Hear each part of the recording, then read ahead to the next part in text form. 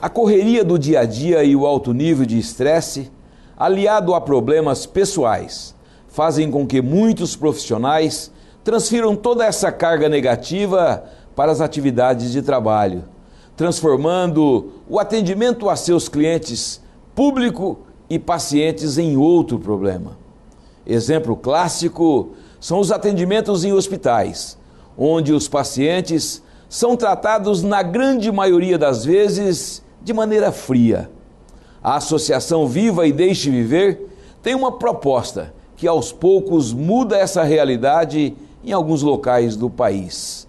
Eu recebo em nossos estúdios aqui em São Paulo o presidente da Associação Viva e Deixe Viver, professor Valdir Cimino.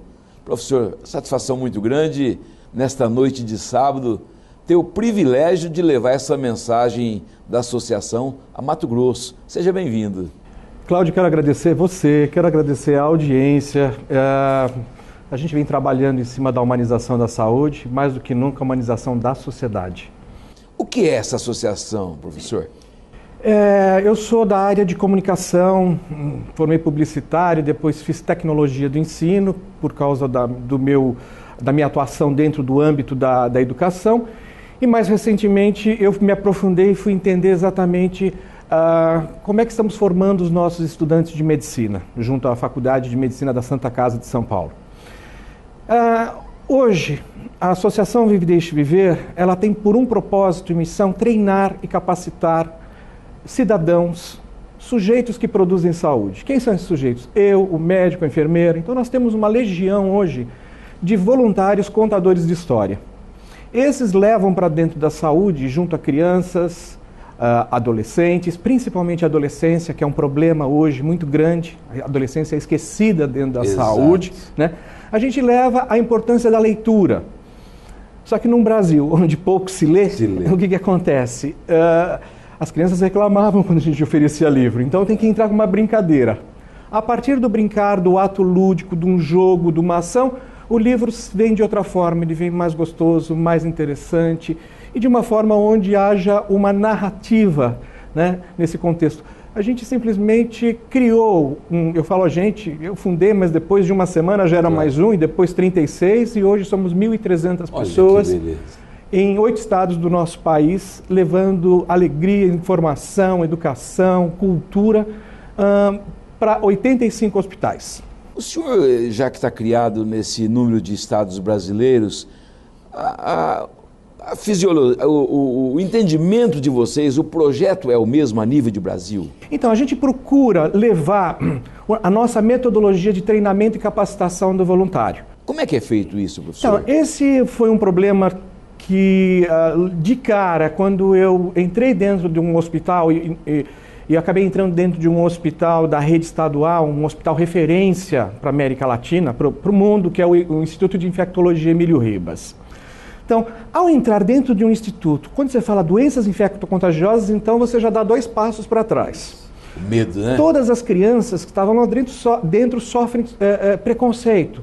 Se alguém da comunidade vê a criança ou a família entrando dentro daquele hospital, já vem Então já tinha ali, o hospital já tinha um afastamento. Ao entrar dentro desse hospital, eu percebi que eu poderia fazer algumas coisas muito legais, né? E aí entrou o processo. Não adianta fazer coisas legais se você não cuidar da sua saúde. Certo. Então eu fui entender como é que funcionava a comissão de bioética, como é que a gente poderia treinar um indivíduo onde não só ele trouxesse a educação, a cultura, a informação, mas que ele entendesse também que ele é um cuidador e que ele precisa de informações que vão ajudá-lo a se ambientar na saúde. Então, nós criamos um processo de seleção que faz o indivíduo entender onde ele está botando os pés e o que ele está levando. Ele é um contador de histórias. Olha só que coisa linda. O senhor tem uma noção de quantas pessoas estão sendo capacitadas hoje a nível de Brasil para mudar essa realidade? Olha, a gente tem que lembrar que 2001 foi o Ano Internacional do Voluntário. Houve um movimento, a sociedade, nós temos uma cultura do voluntariado ainda muito assistencialista. Então, quando você vai levar o indivíduo para dentro da saúde, ele acha que é lindo. Quando ele vê um contador de história, ou numa mídia, ou numa revista, ele acha que ele quer. Então, a gente, no nosso caso, A gente, em São Paulo, quando inicia um processo de seleção, a gente começa com 700 pessoas morrendo de vontade de querer fazer. Depois, e a gente termina com 150. Depois que ele passa pelos 9 passos do processo de seleção, que ele vai entender o que é a saúde, o que é conviver com temas provavelmente de morte, né?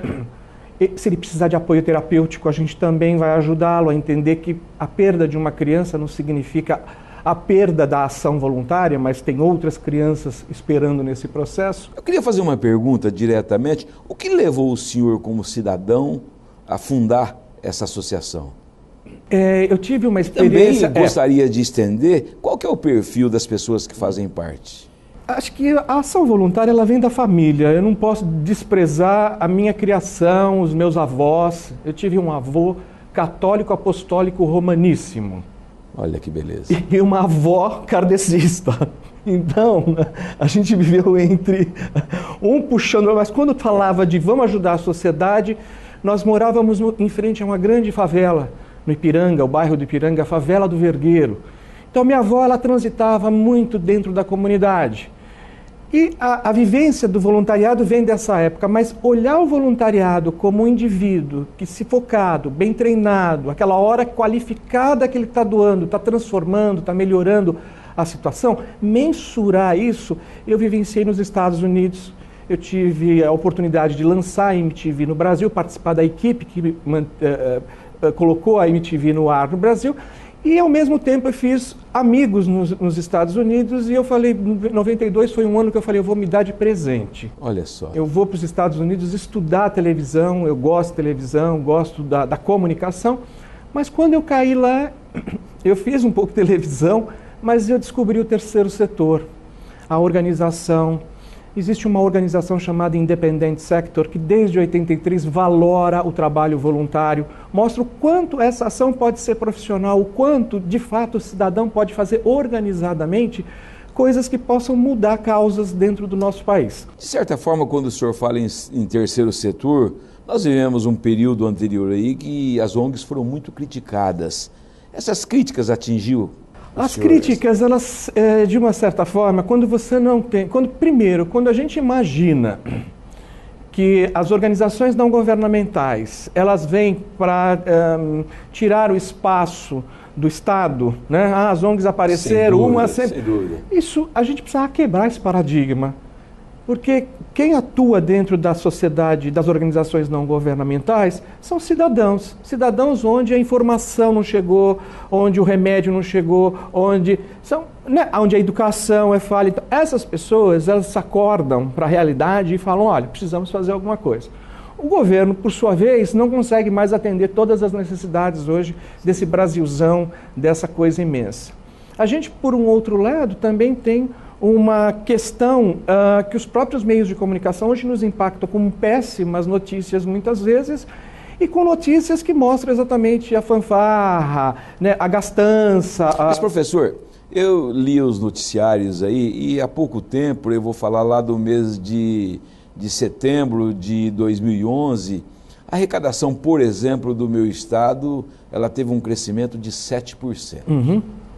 Eu perguntaria para o senhor, como conviver num país onde as ONGs vêm justamente suprir essa carência de um poder, do poder executivo, e ele cada vez mais arrecadando? Então, o que está faltando aí é uma intersecção entre o governo, as organizações que se proliferam, porque se proliferam tem alguma coisa que não está batendo, né? E as empresas que, por sua vez, em algum momento ela tratava o indivíduo como o meu consumidor. Né? Tem que mudar essa filosofia. E consumidor é uma coisa complicada, claro. Porque consumidor, se a gente for no dicionário, é um indivíduo que destrói, que consome. Né? Então aí fala-se de consumo consciente, e a gente precisa passar a ter. Então as empresas hoje não adianta mais colocar o seu produto na prateleira. Entendi. Para onde vai aquela embalagem? Para onde rolou aquela embalagem? Então ele vai ter que cuidar de todo o processo, porque aquela embalagem foi para a comunidade e aquela empresa está intimamente ligada com esse fator. Então, se primeiro, segundo e terceiro setor não andarem juntos, né? Porque todo mundo fala, as grandes marcas falam, eu vou resolver o problema da educação.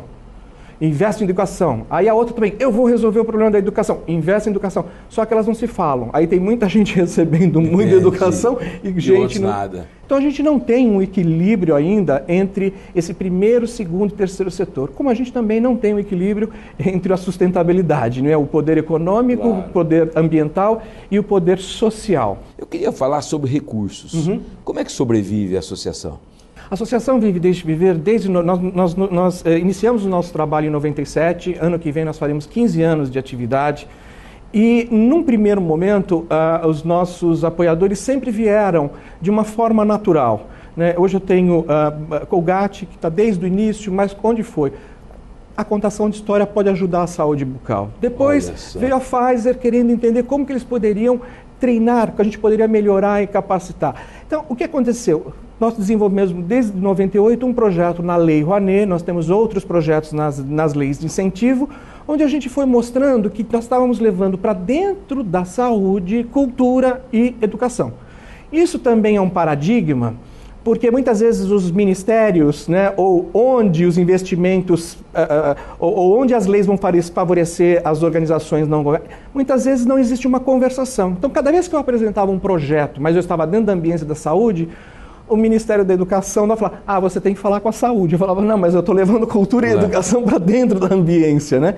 E se a gente pegar Paulo Freire, a educação acontece em qualquer lugar, em qualquer âmbito, em qualquer... O senhor está me dizendo que os gestores públicos não estão tendo a evolução que está tendo o terceiro setor? Eu acho que é o seguinte, os gestores públicos, principalmente dentro da saúde, muitas vezes são profissionais que nasceram para ser médicos, foram treinados para ser médicos, foram capacitados, como você falou, né? Frio, objetivo, técnico, né? É um modelo que a gente tem. O que acontece? Esses indivíduos hoje talvez pecam na falta de conhecimento de outras especialidades, como a comunicação, que resolve tudo, né? A comunicação interna, as instituições se falando. Quando a gente fala, nasceu uma lei para dizer que nós temos que ser humanos dentro da saúde, quer dizer, chegamos a essa necessidade por quê? Porque no processo da gestão existe a desumanização, existe o hospital é frio, o hospital é com dor, e os maus tratos hoje que a gente está vendo dentro da saúde, eu até brinco assim, o hospital não está na UTI, a saúde não está na UTI, ela está na fila de espera de um espaço para UTI. Né? Ou a gente começa a olhar o processo efetivamente de planejamento e lutar pela mudança. E eu acredito que cada novo gestor, cada novo partido que vem tem que manter o bom serviço de quem deixou, tem que dar continuidade, porque mais do que nunca o serviço está sendo feito para o cidadão. Para a sociedade. Cláudio, eu falo sempre uma coisa, se os políticos colocassem os seus filhos, as suas famílias na fila da saúde pública, nós modificaríamos... Não seria só na escola pública, né? Na saúde. Né? Vamos colocar em tudo quanto é lugar. É verdade. Né? No próximo bloco, uma avaliação do nosso convidado sobre a qualidade do atendimento aos pacientes na rede de saúde. Voltamos já.